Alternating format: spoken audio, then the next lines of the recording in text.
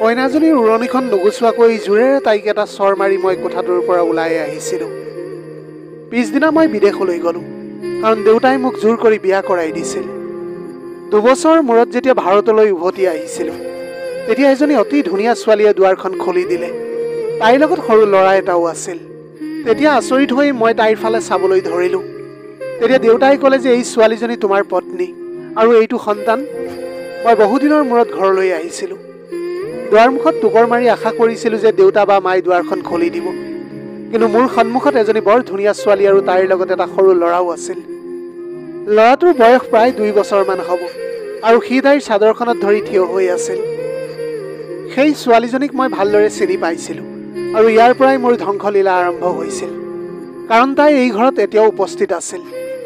কিন্তু এইটো কাৰ সন্তান আছিল? মই তেতিয়া আচৰিত হৈ থিয় হৈ থাকিলোঁ। যেতিয়া দেউতাই মোৰ অৱস্থাটো দেখি ক'লে যে এই ছোৱালীজনী আৰু শিশুটি কাৰ।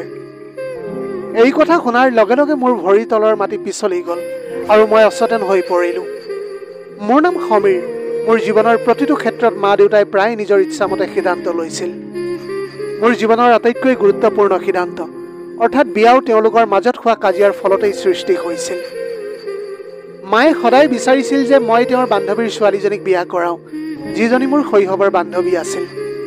তাই আমাৰ ঘৰলৈ বহুবাৰ আহিছিল। কেতিয়াবা আমি কথাও পাতিছিলোঁ। মায়ে অনুভৱ কৰিছিল যে ছোৱালীজনী বৰ বুদ্ধিমান, আমাৰ ঘৰৰ পৰিৱেশৰ প্ৰতি সুপৰিচিত আৰু তাই মোৰ হৃদয়ৰ অতি ঘনিষ্ঠ। অন্য হাতেদি দেউতাই বিচাৰিছিল যে মই তেওঁৰ ঘনিষ্ঠ বন্ধুৰ ছোৱালীজনীক বিয়া কৰাওঁ, যিজনী ছোৱালী অন্য এখন গাঁৱত বাস কৰে। মই কেতিয়াও তাইক দেখা নাছিলোঁ। তাইৰ নামটো আছিল মীৰা। এই নামটো মোৰ কেতিয়াও ভাল লগা নাছিল। তাইৰ প্ৰতি মোৰ কোনো আৱেগিক মোহ নাছিল। তাইৰ লগত কথা পতা বা চিনাকি হোৱাৰ সুযোগো কেতিয়াও পোৱা নাছিলোঁ মই। দেউতাৰ কথাই ঘৰত চূড়ান্ত সিদ্ধান্ত আছিল, গতিকে তেওঁৰ কথাটোৱে মানি লোৱা হ'ল আৰু মীৰাৰ লগত মোৰ এংগেজমেণ্ট ঠিক হৈ গ'ল। আনহাতে মই বিদেশলৈ যোৱাৰ প্ৰস্তুতি চলাই আছিলোঁ।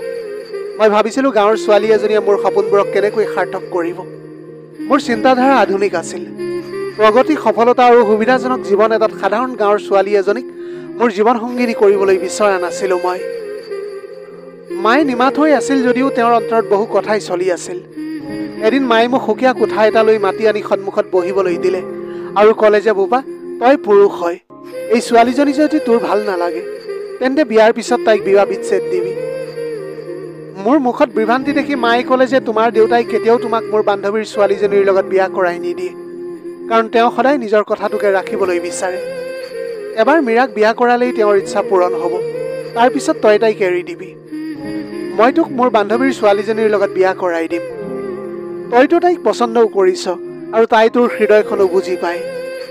মাৰ এই কথাটো শুনি মোৰ অন্তৰত এটা জিলিকনি আহিছিল, যেন এটা জোৰকৈ বিস্ফোৰণ ঘটিছে। মাৰ চতুৰালিত মই আচৰিত হৈছিলোঁ আৰু লগতে অলপ সকাহ পাইছিলোঁ, হয়তো মোৰ ইচ্ছা পূৰণ হ'ব বুলি। কিন্তু তেতিয়া মোৰ বিবেকে ক'লে যে মীৰাৰ লগত এইবোৰ অন্যায় হ'ব, কাৰণ তাইৰ কোনো ভুলেই নাছিল। এইখন খেলত তাই আছিল মাথো এটা পুতলা। কিন্তু মায়ে কোৱা কথা শুনি তাইৰ প্ৰতি থকা মোৰ সহানুভূতি সকলো শেষ হৈ গ'ল।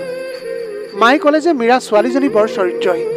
গোটেই গাঁৱৰ ল'ৰাবোৰক তাই নিজৰ পিছে পিছে ঘূৰায়। তাই কৰ্মৰাজি গাঁৱৰ সকলোৱে জানে। তাইৰ আচৰণবিলাক বহুত বেয়া। কোনো ভাল ল'ৰাই তাইক কেতিয়াও বিয়া কৰাবলৈ নিবিচাৰে। কথাটো শুনাৰ পিছত মোৰ বহুত খং উঠিছিল। মই ক'লোঁ যে ঠিক আছে, তেনেহ'লে এতিয়া আপুনি যি কৰিবলৈ কয় মই তাকে কৰিম। সকলো ঠিকেই আছিল, কিন্তু মইহে ভিতৰি ভিতৰি অস্থিৰ হৈ পৰিছিলোঁ, কাৰণ মই কেতিয়াও মীৰাক দেখাই নাছিলোঁ। তাইৰ কোনো ফটো এখনো মই দেখা নাছিলোঁ। তাইৰ লগত কেতিয়াও মোৰ কথা বতৰা হোৱাই নাছিল। ইফালে তাইৰ বিষয়ে মই একো জনাও নাছিলোঁ। মোৰ মা দেউতাই কৈছিল যে ছোৱালীজনীৰ পৰিয়ালটো বিয়াৰ এদিন আগতে চহৰলৈ আহিব আৰু পিছদিনা অনুষ্ঠানটো সম্পূৰ্ণ কৰি উভতি যাব। কথামতে অনুষ্ঠান সম্পূৰ্ণ কৰাৰ পিছত 5 দিনা তাইৰ পৰিয়ালটো গুচি যাব। ছোৱালীজনী মোৰ লগত ইয়াতেই থাকিব। এইটো আচৰণত ময়ো আচৰিত হৈছিলোঁ যে কিয় তেওঁলোকে নিজৰ ছোৱালীজনীক ইমান সহজভাৱে বিয়া কৰাব বিচাৰিছে, যেন ই কেৱল এটা অনুষ্ঠানহে। মোৰ বন্ধু বান্ধৱী আৰু আত্মীয়সকল প্ৰস্তুতিত ব্যস্ত আছিল। নিমন্ত্ৰণী পত্ৰ বিতৰণ হৈ আছিল। ঘৰৰ চুকে কোণে সুখৰ প্ৰতিধ্বনিত হৈ আছিল, কিন্তু মোৰ মনটো অন্য ঠাইতহে ব্যস্ত হৈ আছিল। শৈশৱৰ বান্ধৱীজনীলৈ বাৰে বাৰে মনত পেলাইছিলোঁ মই, যাৰ লগত মোৰ কেতিয়াও গভীৰভাৱে কথা বতৰা হোৱা নাছিল, কিন্তু নিশ্চিতভাৱে আন্তৰিকতা আছিল। তাইৰ কথা, তাইৰ দুষ্টামিবোৰত মই নিজকে হেৰুৱাই পেলাইছিলোঁ। বহুবাৰ মই দেউতাৰ লগত কথা পাতিবলৈ বিচাৰিছিলোঁ যে মই এইখন বিয়াক লৈ সুখী নহয়, কিন্তু সাহস কৰিব পৰা নাছিলোঁ, কাৰণ মই জানিছিলোঁ যে তেওঁ নিজৰ সিদ্ধান্তৰ পৰা কেতিয়াও পিছুৱাই নাযায়। তেওঁৰ সিদ্ধান্তই চূড়ান্ত সিদ্ধান্ত। তেওঁৰ চকু আৰু সুৰত শৃংখলা আৰু অধিকাৰ আছিল। তেওঁ বিচাৰিছিল যে তেওঁৰ পুত্ৰও তেওঁৰ দৰে জীৱন যাপন কৰক। এতিয়া বিয়াৰ তাৰিখ ওচৰ চাপি আহিছিল। ঘৰলৈ আলহী আহিবলৈ ধৰিলে। মা মনে মনে আছিল যদিও ভিতৰি ভিতৰি বৰ সুখী হৈ পৰিছিল। তেওঁ নিশ্চিত আছিল যে তেওঁৰ পৰিকল্পনাত সফল হ'ব। ময়ো অনুভৱ কৰি আছিলোঁ যে কেইদিনমানৰহে কথা। মই বিয়া পাতিম, তাৰপিছত বিবাহ বিচ্ছেদ কৰি দিম, আৰু তাৰপিছত মই মোৰ পচন্দৰ ছোৱালীজনীক বিয়া কৰাম। এই সকলোবোৰ মোৰ মনত চলি থাকিল।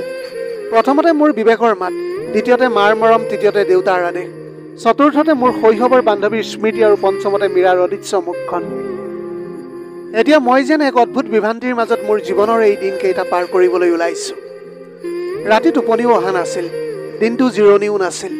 মই ভগৱানক বহুবাৰ প্ৰাৰ্থনা কৰিছিলোঁ যাতে কিবা এটা অলৌকিক ঘটনা হওক, যাতে এই বিয়াখন পিছুৱাই দিয়া হয়, মীৰাৰ ফালৰ পৰাও বিয়াৰ বাবে অস্বীকাৰ হওক। কিন্তু অৱশেষত তেনেকুৱা একোৱেই নহ'ল, আৰু বিয়াৰ দিনটো আহি পালেহি। মীৰাৰ পৰিয়ালটো গাঁৱৰ পৰা আহিছিল। তেওঁলোক আছিল অতি সহজ সৰল মানুহ। তেওঁলোকৰ মুখত নম্ৰতা আৰু কথাত কোমলতা আছিল। কোনো ফেশ্বন বা ভৱিষ্যতৰ অনুৰাগী নাছিল। তেওঁলোকে বিয়াৰ অনুষ্ঠান শেষ হোৱাৰ পিছত ঘৰলৈ ঘূৰি যোৱাৰ প্ৰস্তুতি আৰম্ভ কৰিলে। এতিয়া মীৰা আমাৰ ঘৰৰ বোৱাৰী হৈ আহিছিল, আৰু এনেকৈ তাই মোৰ কোঠালৈ আহিছিল। অন্তৰত এটা অদ্ভুত অনুভৱ হৈছিল মোৰ। লাহে লাহে কোঠাটোৰ দুৱাৰখন বন্ধ কৰি মীৰালৈ চালোঁ। তাই মুখখন উৰণিখনেৰে ঢাকি বহি আছিল। তাইক দেখাৰ লগে লগে মোৰ হৃদয়ত আকৌ ঘৃণাৰ ঢৌ এটা দৌৰি গ'ল। তাইৰ কাপোৰৰ ৰংটো যেন পুৰণি কালৰ গাঁৱৰ বিয়া এখন হৈ আছে তেনেকুৱা আছিল। তাইৰ মেহেন্দিৰ ৰংটো তেনেই পাতল আছিল, যেন এনেকুৱা লাগিছিল তাইক জোৰ কৰি কোনোবাই লগাই দিছে। তাইৰ ভৰিৰ নখত ৰঙা ৰঙৰ পলিচ কৰা আছিল, যিটো তাইৰ মেহেন্দিৰ ৰঙতকৈ বেছি কাঢ়া আছিল। এই সকলোবোৰ দেখি মোৰ বৰ অশান্তি লাগিবলৈ ধৰিলে। মোৰ মনত পৰিবলৈ ধৰিলে মায়ে কোৱা কথাখিনি যে এই ছোৱালীজনীয়ে কোনো কাৰণতে তোৰ সপোনৰ পৃথিৱীখনত খাপ খাব নোৱাৰে। মোৰ এতিয়া মায়ে কোৱা কথাখিনি মনত পৰিবলৈ ধৰিলে যে এইজনী ছোৱালীয়ে কোনো কাৰণতে তোৰ সপোনৰ পৃথিৱীখনত খাপ খাবলৈ নোৱাৰে। মোৰ মনত মাথো এটা কথাই প্ৰতিধ্বন্দিত হৈছিল যে মই বিবাহ বিচ্ছেদ কৰিব লাগিব। মায়ে মোক কৈছিল যে কেইদিনমান পাৰ হ'বলৈ দে, আৰু তাৰ পিছত অতি সোনকালে বিবাহ বিচ্ছেদ দিবি, যাতে বিষয়টো বেছিকৈ বিয়পি নাযায়। কিন্তু মোৰ ভিতৰৰ ধুমুহাজাকে এতিয়া ধৈৰ্যৰ ক্ষমতা হেৰুৱাই পেলাইছিল। মই ভাবিছিলোঁ যেতিয়া আমি একেলগে থকাৰ কোনো কথাই নাই, তাইৰ মুখখন এক মুহূৰ্তৰ বাবেও যদি মোৰ সহ্য নহয়, তেনেহ'লে এই মিছা নীতি নিয়মবোৰ কিয় মানি চলিব লাগে। তাইৰ লগত কথা নপতাকৈ তাইৰ উৰণিখন আঁতৰাই মুখখন নেদেখাকৈ মই তাইক ক'লোঁ যে মই তোমাক সোনকালে বিবাহ বিচ্ছেদ কৰি দিম। কথাটো শুনাৰ লগে লগে তাই খন্তেক সময় থিয় হৈ থাকিল। তাৰপিছত এটা স্তব্ধ হুমুনীয়া শব্দ ওলাই আহিল। তাই শুকাই এতিয়া কান্দিবলৈ ধৰিলে, কিন্তু মোৰ হৃদয়ত কোনো কোমলতা নাছিল। মই মনে মনে দুৱাৰখন খুলি কোঠাটোৰ পৰা ওলাই আহিলোঁ, যেন একোৱেই খোৱা নাই, যেন মই মোৰ দায়িত্ব পালন কৰি নিজকে মুক্ত কৰিছোঁ, যেন মোৰ কান্ধৰ পৰা এটা বোজা নাইকিয়া হৈ গ'ল, তেনেকুৱা অনুভৱ হ'বলৈ ধৰিছিল। মোৰ ভৰিৰ খোজবোৰ এতিয়া বাহিৰৰ ফালে আছিল। মোৰ চিন্তা এতিয়া মুক্ত হৈ পৰিল। মুখত কোনো আৱেগ নাছিল, হৃদয়ত কোনো দুখ নাছিল।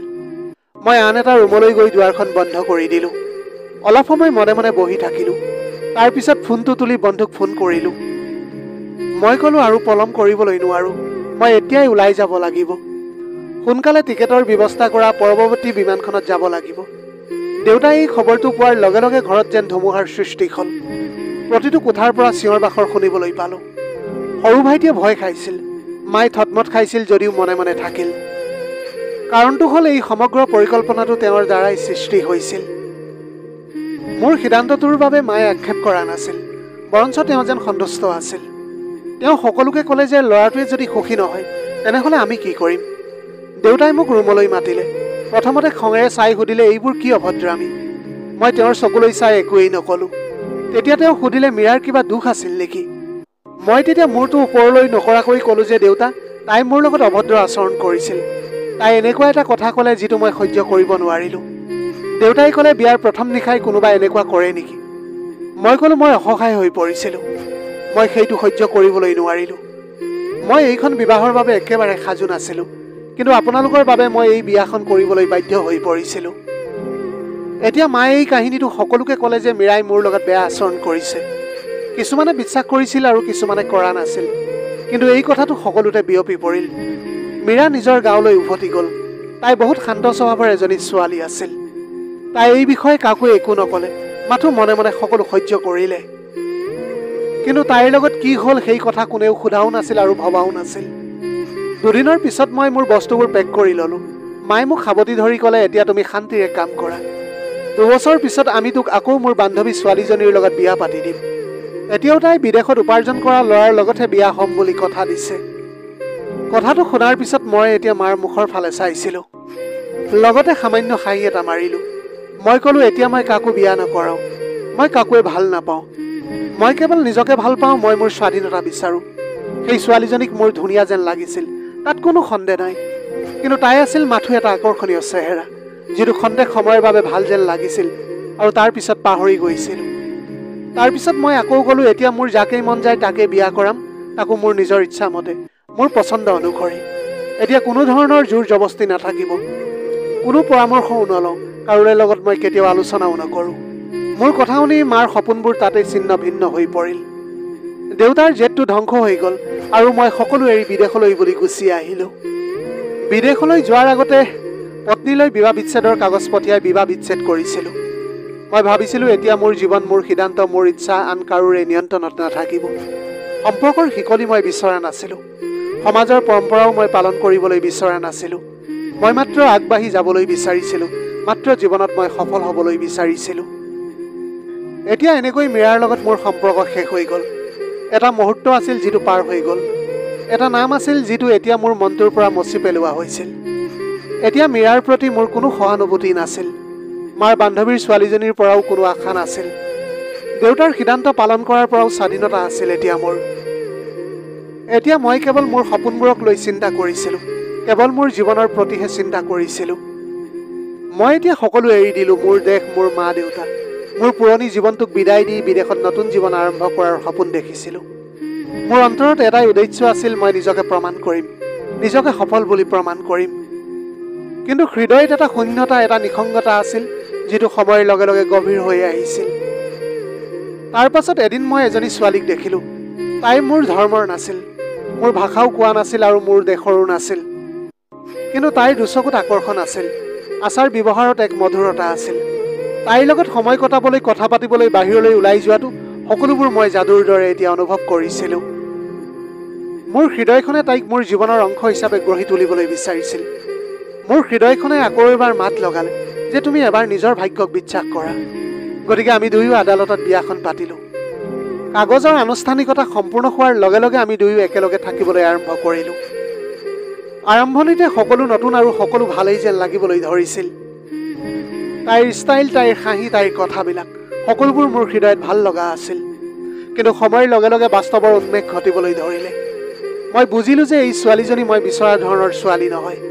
জীৱনৰ প্ৰতি থকা তাইৰ দৃষ্টিভংগী মোৰ তুলনাত সম্পূৰ্ণ পৃথক আছিল।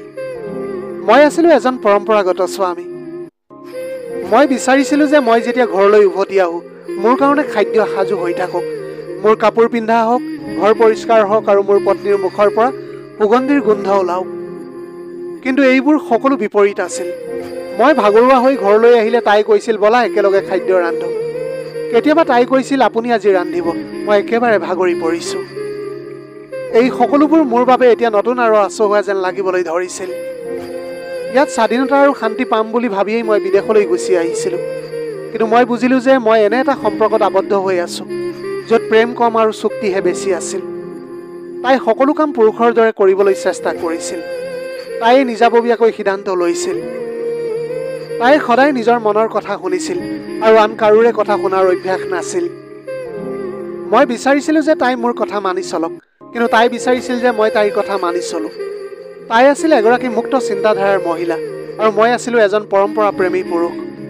মই শান্তিৰ বাবে এই বিদেশত আহি থিতাপি লৈছিলোঁ। কিন্তু এতিয়া এই ঘৰটো যুদ্ধক্ষেত্ৰত পৰিণত হৈ পৰিছিল। এতিয়া মই মোৰ পত্নীৰ পৰা পত্নীৰ দৰে ব্যৱহাৰ বিচাৰিছিলোঁ, কিন্তু তাই মোৰ পত্নী বুলি ক'বলৈ অলপো সুখী অনুভৱ কৰা নাছিল। তাই কৈছিল যে আমি দুয়ো সমান, গতিকে আমি দুয়ো একেলগে কাম কৰিব লাগিব, দুয়োটাৰ দায়িত্ব ভাগ কৰি ল'ব লাগিব। মই কেতিয়াও এনেধৰণৰ কথা ভবা নাছিলোঁ। মোৰ ঘৰতো তেনেকুৱা নাছিল, নতুবা মোৰ পৰিৱেশে মোক এই কথা শিকোৱা নাছিল। এতিয়া মই বিভ্ৰান্তি হৈ ভাগৰুৱা হ'বলৈ ধৰিলোঁ। এতিয়া তাই মোৰ বাবে বুজা যেন লাগিবলৈ ধৰিছিল মোৰ। তাইৰ প্ৰতিটো বাক্যই মোৰ বাবে এতিয়া বিষহে যেন অনুভৱ হ'বলৈ ধৰিলে। মই তাইক ঘৃণা কৰিবলৈ ধৰিলোঁ। মই কোৱা সকলো কথা তাই এতিয়া আওকাণ কৰিছিল। মোৰ সপোনবোৰ এটা এটাকৈ ছিন্ন ভিন্ন হ'বলৈ ধৰিলে। মোৰ কামনাবোৰ মৰিবলৈ ধৰিছিল। মোৰ পৰিচয়টো এটা বন্ধ কোঠাত আবদ্ধ হৈ পৰিল। মা দেউতাৰ লগতো কথা পাতিব পৰা নাছিলোঁ। তেওঁলোকে ইতিমধ্যে মোৰ ওপৰত বহুত খং কৰিছিল। মোৰ মনত পৰিছিল মীৰাৰ লগত কৰা বেয়া ব্যৱহাৰবিলাক। দেউতাও মোৰ সিদ্ধান্তত বহুত কষ্ট পাইছিল। আগতে কেতিয়াবা ঘৰলৈ ফোন কৰিছিলোঁ, কিন্তু মই বেছি কথা পাতিবলৈ পৰা নাছিলোঁ। মা সদায় মনে মনে থাকিবলৈ ধৰিছিল। মোৰ মা দেউতাই কেতিয়াও টকা পইচা বিচৰা নাছিল, কিন্তু মইহে তেওঁলোকলৈ পঠিয়াইছিলোঁ। কিন্তু তেওঁলোকে সেইবোৰ উলিওৱাই নাছিল, যেন মোৰ অস্তিত্ব তেওঁলোকৰ বাবে অৰ্থহীন হৈ পৰিল। মোৰ মনৰ উত্তেজনা বাঢ়িবলৈ ধৰিলে আৰু অপৰাধবোধে মোৰ হৃদয়খন কামুৰিবলৈ ধৰিছিল। মই ভাবিবলৈ ধৰিলোঁ যে ইয়াত সুখ নাই। সুখৰ বাবে পিতৃ মাতৃক নিৰাশ কৰিছিলোঁ মই। এতিয়া মোৰ এনে লাগে যেন মই নিজকে বিশ্বাসঘাতকতা কৰিছোঁ। আইনাখনলৈ চালোঁ, তেতিয়া দেখিলোঁ যে এজন অচিনাকি মানুহৰ মুখ। এসময়ত সপোন দেখা মুখখন এতিয়া নিৰাশাত মগ্ন হৈ পৰিল। এসময়ত হাঁহি থকা মুখখন এতিয়া স্তব্ধতাৰ ছবি হৈ পৰিছিল। সেই ছোৱালীজনীৰ লগত মই কথা পাতিলোঁ। মই তেতিয়া ক'লোঁ যে আমি আৰু একেলগে থাকিবলৈ নোৱাৰোঁ। তেতিয়া তাইও কৈছিল কেইদিনমান ধৰি তাই সেই একে কথাই ভাবি আছিল। তাইও এই সম্পৰ্কটোক লৈ সুখী নাছিল। কিন্তু বিচ্ছেদ হোৱাটো ইমান সহজ নাছিল, কাৰণ আমি আইনগতভাৱে বান্ধ খাই আছিলোঁ। হৃদয়ৰ পৰা মই এতিয়া হাৰি গৈছিলোঁ। এই সম্পৰ্কৰ পৰা ওলাই আহিবলৈ মই বহু আইনী পদ্ধতিৰ মাজেৰে পাৰ হ'বলগীয়া হৈছিল। তাইক মই এতিয়া মোৰ জমা পুঁজিৰ ধনো দিবলগীয়া হ'ল। কিছুমান বস্তু এৰি দিবলগীয়া হ'ল, কিন্তু মোৰ টকাৰ কোনো অভাৱ নাছিল। মই সকলো দিলোঁ, মাথো মোৰ জীৱনটো বচাবলৈ বিচাৰিছিলোঁ। দুঃস্বপ্নৰ দৰে মোৰ জীৱনলৈ আহি তাই মনে মনে গুচি গ'ল। তাই যোৱাৰ পিছত মই দীঘলকৈ এটা উশাহ লৈছিলোঁ, যেন এটা ডাঙৰ বোজা নাইকিয়া হ'ল মোৰ মাজৰ পৰা। কিন্তু মোৰ হৃদয়খনে আকৌ একেটা প্ৰশ্নই সুধিছিলে যে মই এতিয়া ক'লৈ যাম। বিদেশত অকলে থকাটো মোৰ বাবে এতিয়া কঠিন হৈ পৰিছিল। মই ভাবিছিলোঁ যে মই ঘৰলৈ উভতি যাম। হয়তো মই তাত গৈ সান্তনা পাম। হয়তো তাৰ পৰাই আকৌ এটা নতুন জীৱনৰ আৰম্ভণি কৰিম। ভাৰতলৈ উভতি গৈ নতুন জীৱন আৰম্ভ কৰাৰ সিদ্ধান্ত লৈছিলোঁ। মই মোৰ এই কাৰ্যৰ বাবে মা দেউতাৰ ওচৰত ক্ষমা খুজিম আৰু এটা সহজ জীৱন যাপন কৰিম, য'ত মোৰ পত্নী পত্নী হৈ থাকিব আৰু স্বামী স্বামী হৈ থাকিব, নাৰী নাৰী হৈ থাকিব, পুৰুষ সদায় পুৰুষ হৈ থাকিব, য'ত ৰীতি নীতি আৰু সম্পৰ্কক মূল্য দিয়া হ'ব, য'ত ইজনে সিজনক সহায় কৰাৰ অনুভৱ কৰিব। মই মোৰ বেগ পেক কৰিলোঁ। ভিছাৰ তাৰিখ উকলি যোৱাৰ সময়ো ওচৰ চাপি আহিছিল। এতিয়া মোৰ বিদেশত একেবাৰে মনটো নলগা হ'ল। এতিয়া বিদেশখন সঁচাকৈ বিদেশী যেন লাগিবলৈ আৰম্ভ কৰিছিল। এতিয়া আৰু অধিক অকলশৰীয়া অনুভৱ কৰিছিলোঁ মই। এতিয়া প্ৰতিটো মুখ যেন অচিনাকি, প্ৰতিটো মাত যেন বিদেশী, প্ৰতিজনৰ হৃদয় যেন বুজা তেনে লাগিবলৈ ধৰিলে। মই টিকেটটো ল'লোঁ। শেষবাৰৰ বাবে চহৰৰ এই ৰাস্তাবোৰ চালোঁ, যিবোৰ এসময়ত মোৰ বাবে চিনাকি হৈ পৰিছিল। এতিয়া সেই একেবোৰ পথেই ৰংহীন, নিৰাশীন আৰু অকাৰ্যকাৰী যেন লাগিবলৈ ধৰিছিল। মই মোৰ অতীতক এৰি নিজৰ স্বগৃহলৈ উভতি আহিলোঁ। এই চিন্তাই হৃদয়ত কিছু শান্তি দিলে যে দেশলৈ উভতি অহাৰ পিছত সকলো ঠিকেই হ'ব। মা দেউতাৰ খংটোও শেষ হৈ যাব। মা কেৱল মায়ে হয়, তেওঁ মোৰ চকুলো দেখাৰ পিছত গলি যাব, ইত্যাদিবিলাক কথা মই ভাবি আছিলোঁ। মোৰ অন্তৰত এটা আশাও আছিল যে হয়তো তেওঁলোকে মোক ভুলবোৰ পাহৰি মোক আঁকোৱালি ল'ব। কিন্তু যেতিয়া কোনোৱে মোক এয়াৰপৰ্টত নিবলৈ নাহিল, তেতিয়া মোৰ হৃদয়লৈ এজাক ঠাণ্ডা বতাহ নামি আহিছিল, যেন মোৰ উভতি অহাৰ বাবে কোনেও অপেক্ষা কৰা নাছিল। ঘৰলৈ যোৱাৰ বাটত মোৰ মনত পৰিবলৈ ধৰিলে সেই মুহূৰ্তবোৰ, যেতিয়া মায়ে দুৱাৰত থিয় হৈ আছিল, যেতিয়া দেউতাই দুৱাৰখন খুলি দিছিল, যেতিয়া ভাই ভনীয়ে আনন্দতে মোক সাৱটি ধৰিছিল। কিন্তু এতিয়া দুৱাৰ মুখত মই অকলে থিয় হৈ আছিলোঁ। দুৱাৰত টুকৰ মাৰি দেখা দৃশ্যটোৱে মোৰ মনটোকে জোকাৰি গ'ল। দুৱাৰখন খুলি দিয়া ছোৱালীজনীক দেখি মোৰ উশাহ নিশাহ খন্তেক সময়ৰ বাবে বন্ধ হৈ পৰিছিল। মনতে প্ৰশ্ন হ'বলৈ ধৰিলে যে এই ছোৱালীজনী কোন, ইয়াত কি কৰি আছে? তাই ইমানেই ধুনীয়া, আকৰ্ষণীয়, মৰ্যাদাপূৰ্ণ আৰু আত্মবিশ্বাসী যেন পোনে পোনে চিনেমাৰ দৃশ্যৰ পৰা ওলাই আহিছে। তাই তেতিয়া মোৰ ফালে চাই আছিল, যেন মোক চিনিবলৈ চেষ্টা কৰিছিল। তাইৰ মুখত আচৰিত আৰু বিভ্ৰান্তিৰ এটা ভাৱ আছিল, যেন এনেকুৱা লাগিছিল তাইও মোক দেখি থতমত খালে। তেনে সময়তে সৰু ল'ৰা এটা তাইৰ ওচৰলৈ আহিল আৰু তাইৰ চাদৰখনত ধৰি থিয় হৈ থাকিল। সেই শিশুটি আছিল বৰ ধুনীয়া, জিলিকি থকা চকু, গোলাপী গাল, সৰু সৰু হাত ভৰি, একদম পুতলাৰ দৰে। তেনেতে শিশুটিয়ে কান্দিবলৈ ধৰিলে। তাৰ পিছত ছোৱালীজনীয়ে তাক কোলাত লৈ অতি কোমল মাতেৰে তাক ইংৰাজীতে ক'লে, কিয় কান্দিছা মোৰ জান? তাৰ পাছতে তাই তাক লৈ গুচি গ'ল আৰু মই স্তম্ভিত হৈ থিয় হৈ থাকিলোঁ। মনত প্ৰশ্নৰ প্ৰতিধ্বনিয়ে চিঞৰিবলৈ ধৰিলে, কোন এইজনী ছোৱালী? এইটো কাৰ সন্তান? ইয়াত কি কৰি আছে তাই? ঠিক তেতিয়াই দেউতাই মোক দেখা পালে। তেওঁৰ মুখত গম্ভীৰতা আছিল আৰু চকুত ভাগৰুৱা ভাগৰুৱা ভাৱ আছিল। তেওঁ মোৰ ফালে চাই ক'লে, বোপা, এইজনী মীৰা। কথাটো শুনাৰ লগে লগে মই নিথৰ হৈ পৰিলোঁ। মোৰ উদ্দতা যেন শুকাই গৈছিল। মোৰ চিন্তাবোৰ এতিয়া একেবাৰে বন্ধ হৈ গ'ল। মোৰ হৃদয়খন যেন ভাঙি টুকুৰা টুকুৰি হৈ গ'ল। মোৰ মনটোৱে এই কথা মানি ল'বলৈ অস্বীকাৰ কৰিলে যে এইজনীয়ে মীৰা নেকি, যিজনী মীৰাক মই নেদেখাকৈ তালাক দিছিলোঁ, যাক মই গ্ৰহণ নকৰাকৈ এৰি দিছিলোঁ, যিটো মোৰ বাবে আছিল মাথো এটা নিয়ম আৰু লগতে এটা দায়িত্ব যিটো পালন কৰাৰ কোনো ইচ্ছাই নাছিল মোৰ। কিন্তু সন্মুখত থিয় হৈ থকা ছোৱালীজনীক দেখি এনে লাগিছিল যেন তাই আন এখন পৃথিৱীৰ পৰা আহিছে, যেন সময় তাইক সলনি কৰিছে, যেন পৃথিৱীয়ে তাইক আকৌ নতুনকৈ সৃষ্টি কৰিছিল মোৰ সিদ্ধান্ত ভুল আছিল বুলি প্ৰমাণ কৰিবলৈ। কিন্তু সকলোতকৈ ডাঙৰ কথাটো আছিল তাইৰ লগত থকা সেই সন্তানটো, যিয়েই তাইক সাৱটি ধৰি আছিল। সিও মোৰ ফালে চাই আছিল। এইবোৰ দেখি যেন মোৰ ভৰি দুখন মাটিত ডুব গৈছে। মই বৰ কষ্টৰে মাত উলিয়াই দেউতাক সুধিলোঁ, এইটো কাৰ সন্তান? দেউতাই লাহেকৈ ক'লে, এইটো তোৰেই সন্তান। এই কথা শুনি মই মোৰ খোজবোৰ লৰচৰ কৰিব নোৱাৰা হ'লোঁ। মই ক'লোঁ, দেউতা, আপোনাৰ কিবা ভুল বুজাবুজি হৈছে। এনেকুৱা একোৱেই হোৱা নাই। বিয়াৰ নিশা মীৰাক মই স্পৰ্শ কৰাটো দূৰৰেই কথা, মই তাইৰ মুখখনো দেখা নাছিলোঁ। মই তাইক বিবাহ বিচ্ছেদ কৰিছিলোঁ কাৰণ মই সিদ্ধান্ত লৈছিলোঁ যে মই মোৰ নিজৰ পচন্দ অনুসৰি বিয়া কৰাম। মই কেতিয়াও তাইৰ লগত কথা বতৰা পতাই নাছিলোঁ, কেতিয়াও তাইক সম্পূৰ্ণ হৃদয়েৰে গ্ৰহণ কৰা নাছিলোঁ। তেন্তে এই সন্তানটো কেনেকৈ মোৰ হ'ব পাৰে? দেউতাই তেতিয়া মোৰ ফালে চাই ক'লে যে প্ৰথমতে তুমি ভিতৰলৈ আহা, তোমাৰ লগত কথা পাতিবলগীয়া আছে। মই মনে মনে তেতিয়া ভিতৰলৈ আহিলোঁ। দেউতাই দুৱাৰবোৰ বন্ধ কৰি দিলে। মোৰ খোজবোৰ এতিয়া গধুৰ হৈ পৰিছিল। মোৰ উশাহ নিশাবোৰ গধুৰ হৈ পৰিছিল। হৃদয়ত বিভ্ৰান্তিকৰ ধুমুহা এটা বলিবলৈ ধৰিছিলে। মা তেতিয়া আগবাঢ়ি আহিছিল। তেওঁৰ মুখত বছৰ বছৰ ধৰি বিচ্ছেদৰ ছাঁ আছিল। মই তেতিয়া লক্ষ্য কৰিছিলোঁ তেওঁৰ চকুত মাৰ মৰমৰ অনুভূতি আছিল। তেওঁ তেতিয়া মোক সাৱটি ধৰি কপালত চুমা এটা খাই ক'লে, তই সকলো এৰি থৈ গৈছিলি, কিন্তু মই তোৰ বাবে অপেক্ষা কৰাটো কেতিয়াও বন্ধ কৰা নাছিলোঁ। মায়ে মোক ক্ষমা কৰিলে আৰু মৰমতে সাৱটি ধৰিলে। তেওঁৰ চকুত তেতিয়া চকু পানী বৈ আহিছিল। যি শান্তি বিচাৰি বিদেশলৈ গৈছিলোঁ, কিন্তু তাত মই কেতিয়াও সেই শান্তি নাপালোঁ। এতিয়া হাত মুখ ধুই ডাইনিং টেবুলত বহি আমোল মোলাই থকা মাৰ হাতেৰে ৰান্ধি থোৱা খাদ্যখিনি খালোঁ। হৃদয়ত এটা অদ্ভুত শান্তি আছিল, কিন্তু মনত প্ৰশ্নৰ প্ৰতিধ্বনি এতিয়াও চলি আছিল। দেউতাই ক'লে, এতিয়া মই তোক আচল কথাটো কওঁ, যিটো তই নাজানো, যিটোৰ বিষয়ে তই সদায় অজ্ঞাত আছিলি, যিটো এতিয়া তোৰ বাবে জনাটো অতি জৰুৰী হৈ পৰিছে। মই তেতিয়া মনে মনে বহিলোঁ। মোৰ চকু দেউতাৰ ফালে আছিল আৰু ইফালে মোৰ হৃদয়খনে তীব্ৰভাৱে ধপধপাই আছিল। এতিয়া মই নাজানো কি শুনিম, কি গোপনীয়তা প্ৰকাশ পাব যিয়ে মোৰ পৃথিৱীখনকে সলনি কৰি দিব। দেউতাই দীঘলকৈ উশাহ এটা লৈ মোৰ ফালে চালে। মীৰাক দেখি হয়তো তেওঁৰ নিজৰ ছোৱালী যেন লাগিল।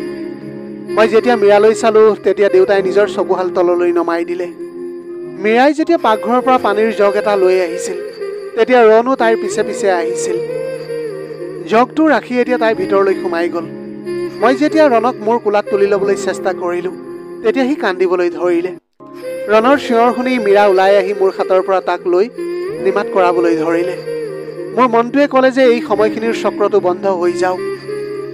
এতিয়া মোৰ চকুৰ সন্মুখত সেইগৰাকী মহিলা আছিল যাক মই ইতিমধ্যে প্ৰত্যাখ্যান কৰিছিলোঁ, যাৰ মুখখন নেদেখি মই তাইক বিবাহ বিচ্ছেদ কৰি দিছিলোঁ। মোৰ ভিতৰত এটা যন্ত্ৰণা জাগি উঠিছিল। মোৰ বিবেকে মোক তিৰস্কাৰ কৰিবলৈ ধৰিলে। দেউতাৰ মাতত মোৰ সেই মুহূৰ্তৰ স্তব্ধতাটো ভাঙি গৈছিল। তেওঁ তেতিয়া ক'লে যে এই শিশুটি আমাৰ, সি এইখন ঘৰৰ সৌন্দৰ্য। তই মীৰাৰ দৰে এজনী ছোৱালীক হেৰুৱাইছ। তাই কেৱল পঢ়া শুনাত পাৰদৰ্শিতা প্ৰদৰ্শন কৰাই নহয়, চৰিত্ৰটো নিৰ্দোষী আছিল। মোৰ বন্ধুৱে যেতিয়া নিজৰ জীয়েকক তোলৈ অন্তৰেৰে বিয়া দিছিল, তেতিয়া তেওঁ গৌৰৱ কৰিছিল যে তেওঁৰ ছোৱালীজনীয়ে এতিয়া চহৰলৈ যাব, উন্নতি কৰিব আৰু স্বামীৰ সৈতে পৃথিৱীখন চাব। কিন্তু তইতো তাইক একো দেখাৰ সুযোগেই নিদিলি। সেইটো সময়ত তই এক মুহূৰ্তৰ বাবেও ধৈৰ্য নধৰিলি। কিছুদিন আগলৈকে তোৰ নামৰ লগত জড়িত এগৰাকী নাৰীক তই প্ৰত্যাখ্যান কৰিলি, তাকো কোনো কাৰণ নোহোৱাকৈ। তাইক একো কথা নোকোৱাকৈ আন্ধাৰলৈ ঠেলি দিছিলি তই। মীৰাই সেই সময়কণ দেখিছে, যেতিয়া তাই কান্দি কান্দি দেউতাকৰ ফটোখন চকুৰ পানীৰে তিয়াইছিল। তাই সেই দিনবিলাকো দেখিছে যেতিয়া গাঁৱৰ মানুহে ৰাজপথত তাইক ঠাট্টা মস্কৰা কৰিছিল। তাইক সকলোৱে চৰিত্ৰহীনা বুলি কৈছিল। গাঁৱৰ বাটবোৰত তাইক নিন্দা কৰা হৈছিল। কিন্তু তাই মনে মনে থাকিল। কাৰণ তাই জানিছিল যে এয়া তাইৰ শহুৰেকৰ ঘৰৰ সন্মানৰ কথাটো জড়িত হৈ আছে। সেইটো সময়ত তাই উত্তৰ দিয়া হ'লে শহুৰেকৰ ঘৰখনে লাজতে মূৰ দাঙিব নোৱাৰা হ'লহেঁতেন, কিন্তু তাইৰ মৌনতাই সকলো ক'লে। আমি যেতিয়া ঘৰৰ সদস্যই তাইক লক্ষ্য কৰিছিলোঁ, তেতিয়া বুজি উঠিছিলোঁ তাইৰ ভিতৰত সৌন্দৰ্যৰ সাগৰ এখন লুকাই আছে। তাই যেতিয়াই ৰাতি শুইছিল তেতিয়াই ৰণক বুকুত সাৱটি ধৰিছিল আৰু চকু দুটা মুদি দিছিল। তেতিয়া চকুৰ পৰা নিজে নিজে চকু পানী বৈ আহিছিল। এই চকুকেইটা যিয়েই নেকি আগতে নিজৰ দুখবোৰ পৃথিৱীৰ পৰা লুকুৱাই ৰাখিছিল। আমি যেতিয়া তাইৰ হৃদয়ৰ কথাটো জানিবলৈ চেষ্টা কৰিলোঁ, তেতিয়া তাই আমাৰ বাবে মাতৃৰ দৰে হৈ পৰিল, যিয়ে নেকি কেতিয়াও অভিযোগ নকৰে, যিয়ে নেকি কেতিয়াও প্ৰশ্ন নকৰে। আচলতে তাইৰ লগত থকা এই শিশুটি তোৰ হয়। তোৰ পৰা কোনো মতামত নোলোৱাকৈ মই মোৰ বন্ধুৰ ছোৱালীৰ লগত তোক বিয়া কৰাই দিলোঁ। আনকি তই তোৰ ইচ্ছাৰ বিৰুদ্ধেও তাইক বিয়া কৰাইছিলি। কিন্তু বিয়াৰ নিশা তই ইমানেই মদ্যপান কৰিছিলি যে তই অচেতন হৈ পৰিছিলি, আৰু মদ্যপানৰ অৱস্থাতে তই মীৰাৰ লগত জোৰ জবস্তি কৰিছিলি, আৰু পিছদিনা বিদেশলৈ যোৱাৰ আগতে তই মীৰাক বিবাহ বিচ্ছেদ কৰিছিলি। তই নিজেও গম পোৱা নাছিলি যে তই কি কৰিছিলি। তাৰপিছত মীৰা নিজৰ মাতৃগৃহলৈ বুলি গুচি গ'ল। তাই তেতিয়া নিজৰ দেউতাকক সঁচা কাহিনীটো ক'লে, আৰু এই আকস্মিক ঘটনাটোৰ বাবেই মোৰ পুৰণি বন্ধুজনৰ মৃত্যু হ'ল। এই খবৰটো গাঁৱত বনজুইৰ দৰে বিয়পি পৰিল, আৰু মীৰাক সকলোতে অপমান কৰা হ'ল। তুমি কৰা পাপৰ শাস্তি মীৰাই ভোগ কৰিবলগীয়া হৈছিল, কাৰণ মীৰা তোমাৰ সন্তানৰ মাতৃ হ'বলৈ গৈ আছিল। সেইবাবে গাঁৱৰ মানুহে মীৰাক চৰিত্ৰহীন বুলি কৈ ঠাট্টা মস্কৰা কৰিবলৈ ধৰিছিলে। কিন্তু আমি জানিছিলোঁ যে তাই গৰ্ভত বাঢ়ি অহা সন্তানটো আমাৰ তেজৰে এটা অংশ। 9 মাহৰ পিছত তাই এটা সুন্দৰ সন্তানৰ জন্ম দিলে। তেতিয়া তোমাৰ সৰু ভাইটিয়ে মীৰাক বিয়া কৰাবলৈ সিদ্ধান্ত লৈছিল। তোৰ ভাইটিয়ে যেতিয়া তাইক বিয়া কৰাইছিল তেতিয়া তাইক কোনো প্ৰশ্ন কৰা নাছিল বা কোনো চৰ্তও দিয়া নাছিল। মাত্ৰ এটা কথাই কৈছিল, এই ঘৰৰ সন্মান এতিয়া মোৰ দায়িত্ব আৰু মই পালন কৰি যাম। তোৰ ভাইটিয়ে তাইক আঁকোৱালি লোৱা দিনটো আমাৰ বাবে নতুন ৰাতিপুৱাৰ দৰে আছিল। আমি এজনী ছোৱালী ভাঙি যোৱা দেখিছিলোঁ, আৰু তাৰ পিছত তাই নিজকে শক্তিশালী কৰি তুলি লোৱা দেখিলোঁ। যিজনী ছোৱালীয়ে তাৰ এটা কথাত ছিন্ন ভিন্ন হৈ পৰিছিল। তোৰ এটা সিদ্ধান্তত তাই হতাশ হৈ পৰিছিল, কিন্তু তথাপিও তাই ইমানেই শক্তিশালী আছিল যে তাই নিজকে আকৌ থিয় কৰি লৈছিল। আকৌ এই ঘৰটোৰ দায়িত্ব মূৰ পাতি ল'লে। আমাৰ হৃদয়বোৰ আকৌ জোৰা লগালে তাই। এতিয়া তই ঘৰলৈ ঘূৰি আহিছ, আৰু তই বিচাৰ যে সকলো আগৰ দৰে হওক। কিন্তু বোপা, সময় কেতিয়াও পিছলৈ ঘূৰি নাচায়, সময় কেৱল আগবাঢ়ি যাবলৈ শিকে। এতিয়া তাই তোৰ অস্তিত্বৰ পৰা নিজকে আঁতৰাই ৰাখিবলৈ বিচাৰিছে। তোৰ ভাইটিয়ে কৈছে যে যদি তই ইয়াত এমাহতকৈ অধিক সময় থাক, তেন্তে সি মীৰাক লৈ আমাৰ পৰা পৃথকে থাকিব, আৰু সি ৰণক লগত লৈ গুচি যাব। সি ৰণক তাৰ নিজৰ ল'ৰা বুলি গণ্য কৰে, আৰু আমি সেইবোৰ হোৱাটো নিবিচাৰোঁ। আমি নিবিচাৰোঁ ৰণ আমাৰ পৰা আঁতৰি যাওক। এতিয়া আমাৰ বাবে আশীৰ্বাদ হৈ পৰা মীৰাৰ দৰে ছোৱালী এজনী আমাৰ পৰা বিচ্ছিন্ন হোৱাটো আমি কেতিয়াও নিবিচাৰোঁ। এতিয়া তই যিমানেই অনুশোচনা নকৰ কিয়, সেই মুহূৰ্তটো পাৰ হৈ গ'ল। এতিয়া মায়ে মোৰ ফালে চাইছিল, আৰু চকুত চকু পানী লৈ গধুৰ মাতেৰে ক'লে, বোপা, তই মোৰ কথা নুশুনিলি। মই তোক কৈছিলোঁ যে চিন্তা কৰি সিদ্ধান্ত ল'বি। বিদেশলৈ যোৱাৰ পিছত আমি ভাবিছিলোঁ তই তালৈ গৈ সলনি হবি, কিন্তু তাতো তই অজ্ঞানতাৰ বাবে ভুল সিদ্ধান্ত লৈ থাকিলি আৰু নিজকে ধ্বংস কৰি দিলি। এতিয়া তই ঘূৰি আহিছ, কিন্তু এতিয়া তোৰ ইয়াত কাৰোৰে লগত সম্পৰ্ক নাই। কোনোৱে তোক এতিয়া সমৰ্থনো নকৰে। কেৱল মাথো অনুশোচনা পাবি, কেৱল অনুশোচনা।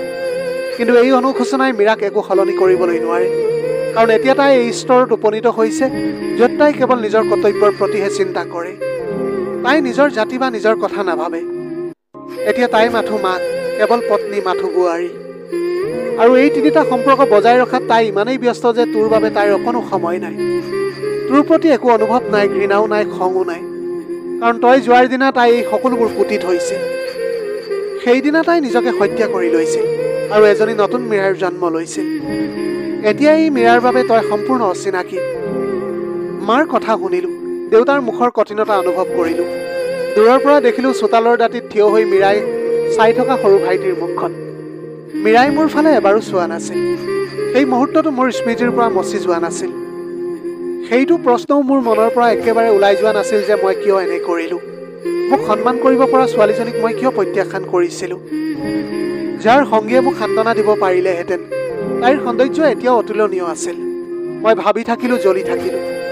মই আকৌ কোঠাটোলৈ গৈ দুৱাৰখন বন্ধ কৰি দিলোঁ। ছুইচ অফ কৰি বিচনাতে শুই চিলিঙৰ ফালে চাই থাকিলোঁ। পোহৰ নাইকিয়া হৈ পৰিছিল, চকুত টোপনি নাছিল, হৃদয়ত শান্তি নাছিল, সকলোতে কেৱল অনুশোচনাই আছিল। দেউতাৰ কথাকেইটাই মোৰ কাণত প্ৰতিধ্বনিত হৈ থাকিল। মাৰ চকুলো মোৰ হৃদয়ত বাগৰি থাকিল। মীৰাৰ মৌনতাই চিঞৰি থাকিল, ৰণৰ শাৰীটোৱে মোৰ হৃদয়খন ছিঙি গৈ থাকিল। মোৰ হৃদয়ে কামনা কৰিছিল যে সময় ৰৈ যাওক আৰু মই ক্ষমা খুজিবলৈ সুযোগ এটা পাওঁ। কিন্তু সেই সকলোবোৰ দুৱাৰ এতিয়া বন্ধ হৈ গৈছিল। সেই বাটবিলাক এতিয়া মোৰ বাবে শেষ হৈ গৈছিল। সেইজনী মীৰা যি এসময়ত মোৰ আছিল আৰু এতিয়া অন্য কাৰোবাৰ। তাই মোৰ এতিয়া ভাই বোৱাৰী আছিল। তাই মোৰ মাৰ ছোৱালী আছিল। তাই আছিল মোৰ দেউতাৰ গৌৰৱৰ প্ৰতীক। তাই আছিল মোৰ ঘৰৰ পোহৰ। কিন্তু মোৰ বাবে তাই আছিল মাথো এটা ছাঁ, যি এসময়ত মোৰ ওচৰত আৰু এতিয়া বহু দূৰৈত আছিল। গতিকে প্ৰিয় দৰ্শক, এই কাহিনীটোৰ পৰা আমি এটাই কথা বুজি পাওঁ, অহংকাৰ আৰু মূৰ্খামিৰ পৰা লোৱা সিদ্ধান্তবোৰ আজীৱন অনুশোচনা হৈ পৰিব পাৰে। সেয়েহে প্ৰতিটো সিদ্ধান্ত চিন্তাশীলভাৱে আৰু আপোনজনৰ পৰামৰ্শ লৈ কৰা উচিত। গতিকে প্ৰিয় দৰ্শক, এইটো আছিল আজিৰ কাহিনী। যদিহে ভাল লাগিল তেনেহ'লে লগৰ বন্ধু বান্ধৱীসকলৰ মাজত শ্বেয়াৰ কৰিবলৈ নাপাহৰিব। আপোনালোকৰ গোটেই জীৱনটো হাঁহিৰে উপচি পৰক। পাৰিলে দুখীয়াজনক অলপ সহায় কৰিবলৈ চেষ্টা কৰিব। আপোনাৰ অকণমান সঁহাৰিয়ে যদি কোনোবা এজন দুখীয়াৰ জীৱনটো সলনি কৰিবলৈ পাৰে, তাতোকৈ পুণ্যৰ কাম আৰু এইখন পৃথিৱীত একোৱেই হ'ব নোৱাৰে। Have a nice day.